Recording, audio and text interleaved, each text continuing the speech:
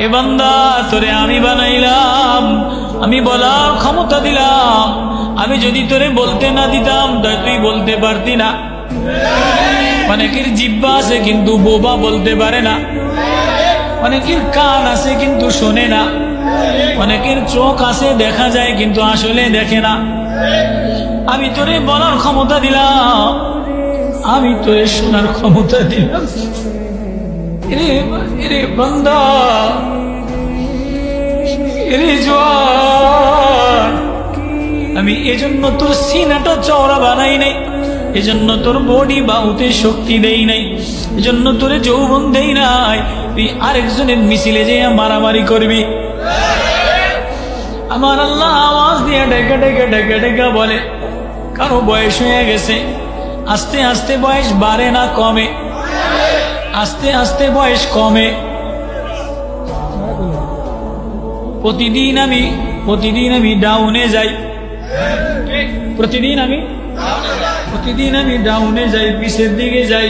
আমার শক্তি বাড়ে না, আমার শক্তি কমে, আমার আওয়াজ বাড়ে না, আমার শক্তি কমে যায়, আমার নজর বাড়ে না, আমার নজর কমে যায়। বরফের মতো বানাম, এটা গইলা যায়। আল্লাহ বলে এটা যেন না গলে, যেন দুনিয়ার নানান রকমের মেডিসিন বানায় দিলাম।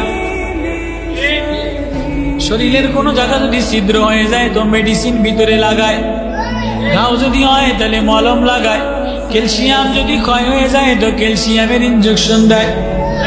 ও বান্দা, আমি না তোর ভিতরে একটা দিল দিলাম, আত্মা দিলাম, রূহ দিলাম, এটা তুই গান্দা নোংরা নেতার পিছনে চলতে চলতে, নোংরা ভালোবাসার পিছনে চলতে চলতে, ধোকার প্রেমের পিছনে চলতে চলতে এটাও ময়লা হয়ে যায়, এটাও ছিদ্র হয়ে যায়, এটাও নষ্ট হয়ে যায়। এটা ঠিক বানানোর জন্য আমি আল্লাহ কোরআনে পাকের মলম দিলাম।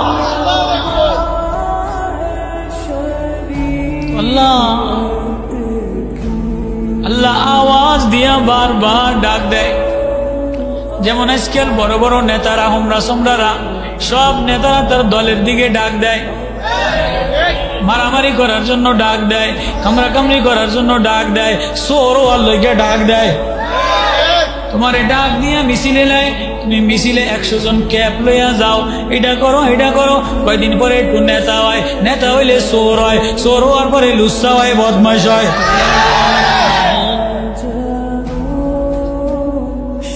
ভালো আর হয় না।